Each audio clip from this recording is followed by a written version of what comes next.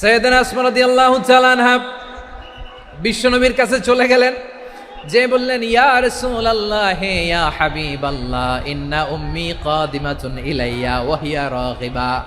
আমার মা মক্কা থেকে অনেক দূর মরুর পথ পাড়ি দিয়ে উপহার সামগ্রী নিয়ে মদিনায় আমার সাথে দেখা করতে এসেছে গো নবী।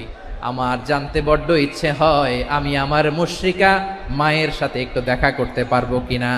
আফা আসিলুহা, আগে যেমনি আমি আমার মায়ের সাথে ভালো আচরণ করতাম, যেমনি আমি আমার মায়ের সাথে সদাচরণ করতাম গো নবী, এখন আমি মুসলিমা, মা মুশরিকা, এখনো কি আগের মতো সদাচরণ করতে পারবো নাকি? বিশ্বনবী বললেন, নাম সিলিহা, হ্যাঁ রে আসমা, অবশ্যই অবশ্যই, আগে ঠিক যেমন তুমি তোমার মায়ের সাথে ভালো আচরণ করতে, এখনো তেমনি আগের মতো ভালো আচরণ করবা।